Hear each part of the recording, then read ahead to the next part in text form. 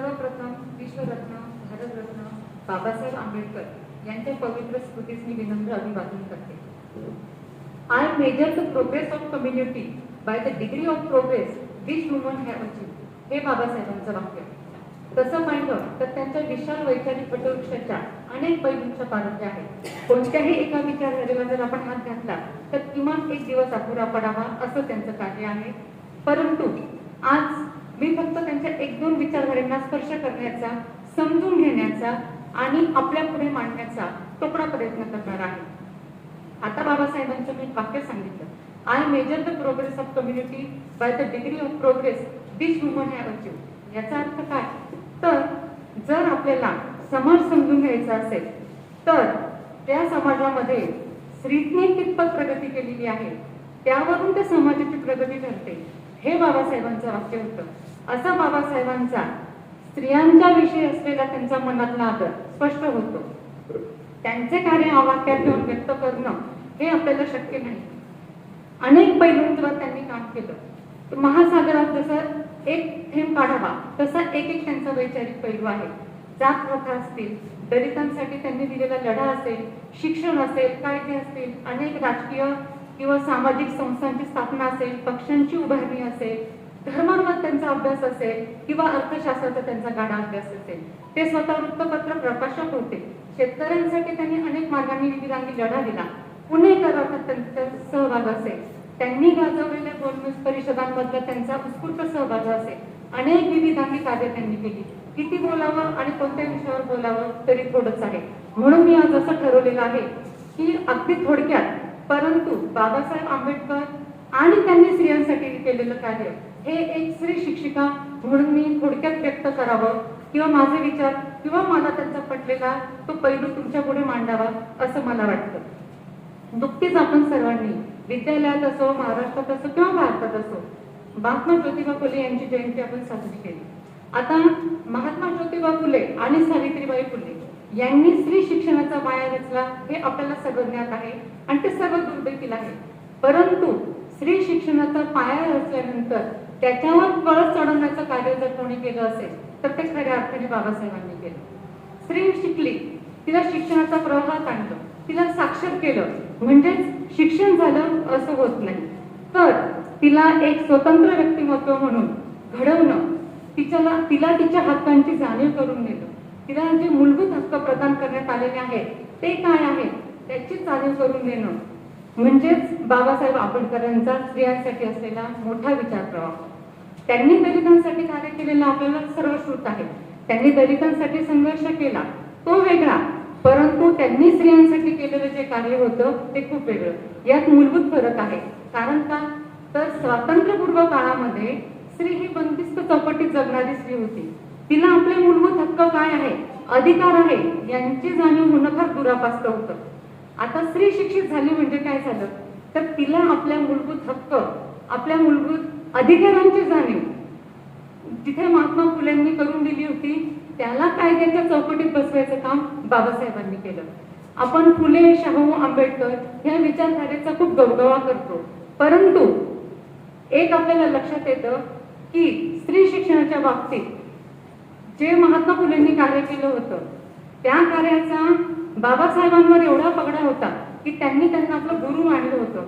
यातच या थोर विचारवंतांची जडणघडण आपल्या डोळ्यासमोर येते. आता स्त्रियांसाठी बाबासाहेबांनी काय केलं फार मोठा प्रचंड आवाक्याचा तो विषय आहे, परंतु मी फक्त थोडक्यात दोन चार काही गोष्टी सांगते.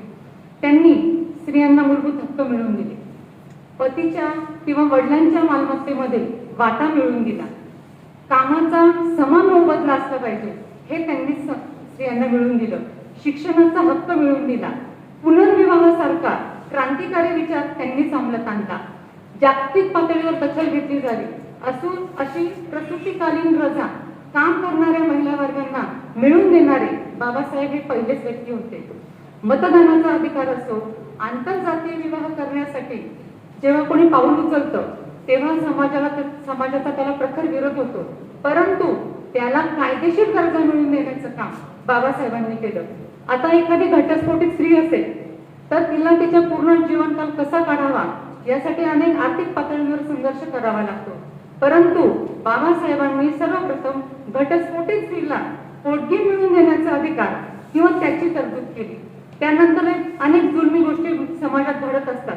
त्यापैकीच द्विभार्या प्रतिबंधक कलम त्यांनी आपल्या घटनेत सामावून दिलं.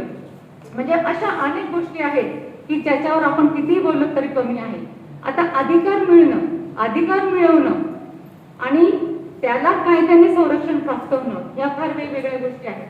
अधिकार मिळतात, कायद्याने केले मिळतात, परंतु जर त्याला कायद्याचं संरक्षण असेल तर त्याची प्रभावीपणे अंमलबजावणी होते आणि हे काम बाबासाहेबांनी केलं. आता सगळ्याच स्त्रिया ह्या शिकल्या म्हणजे त्यांच्या पदरात सगळंच पडलं असं काही होत नाही. कारण प्रत्येक स्त्रीची जडणघडण, प्रत्येक स्त्रीचं कुटुंब आणि तिच्या अवतीभोवती असलेला समाज हा वेगवेगळा असतो. प्रत्येक स्त्री आपल्या अधिकारांसाठी किंवा आपल्याला काही त्याचे मूलभूत आपल्याला हक्क मिळावे म्हणून झगडू शकत नाही किंवा ती लढा देऊ शकत नाही.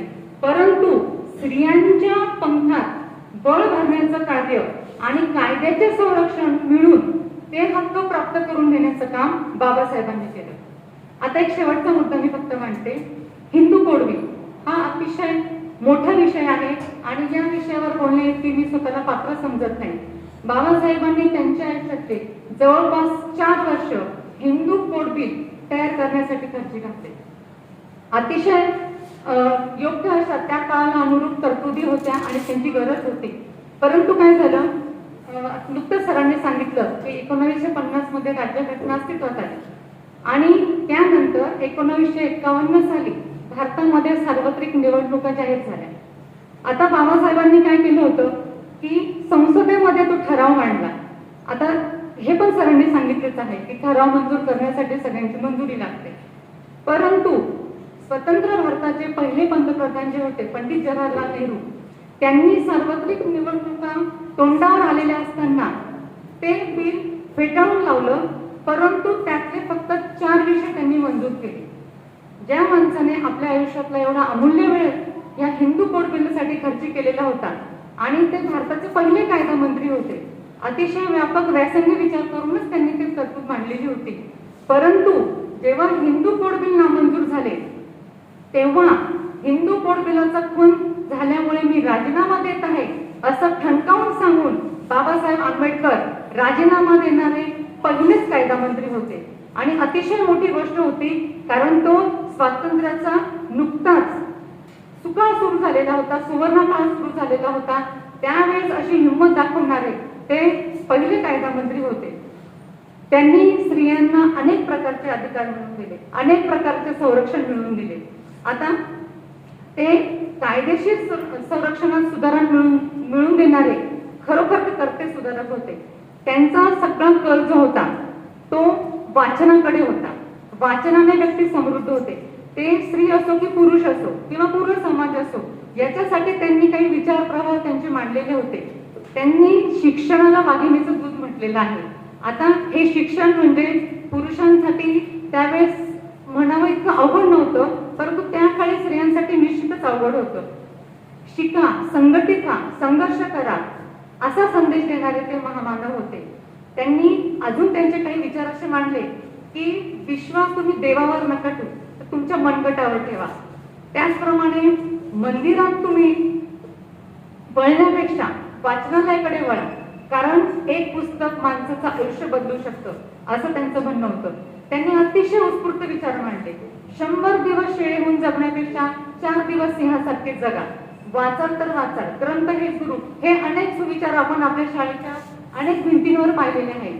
आणि खरोखर म्हणजे निम्मे सुविचार मला तरी असं वाटतं की आपल्या शाळेमध्ये असलेले जे पेंटिंग केलेले आहेत तर ते नक्कीच बाबासाहेबांचे आहेत. त्यांनी अतिशय सुंदर विचार मांडला. तुमच्याकडे जर 2 रुपये असतील तर तुम्ही त्यातला 1 रुपया भाकरीसाठी खर्च करा आणि 1 रुपया तुम्ही पुस्तकासाठी खर्च करा.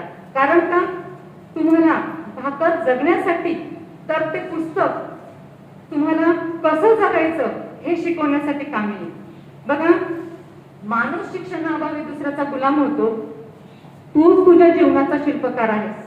अतिशय सुज्ञपणे त्यांनी विचार मांडले आणि अशी जीवनाची शिकवण देणाऱ्या या अशा स्वतंत्र विचारधारा असलेल्या, तल्लख बुद्धिमत्ता असलेल्या आणि त्याला माणुसकीची जोड असणाऱ्या अशा प्रतिभावान महामानवाला आपण कितीही शतशत कोटी प्रणाम केले तरीही आपण त्यांच्या उपकाराच्या ओझ्यातून मुक्त होऊ शकत नाही.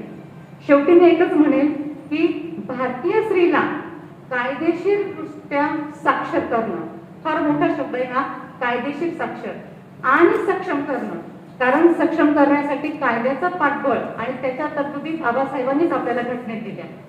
आणि असे करणारे हे बाबा म्हणजे प्रत्येक स्त्रीसाठी पितृतुल्य ठरावे असं मला वाटतं. त्यांची जागा कोणी घेऊ शकणार नाही आणि त्यांच्या ऋणातून कोणीही उतरे होऊ शकणार नाही. पुन्हा त्यांच्या पवित्र स्मृतीस मी एकदा विनम्र अभिवादन करते आणि थांबते. धन्यवाद.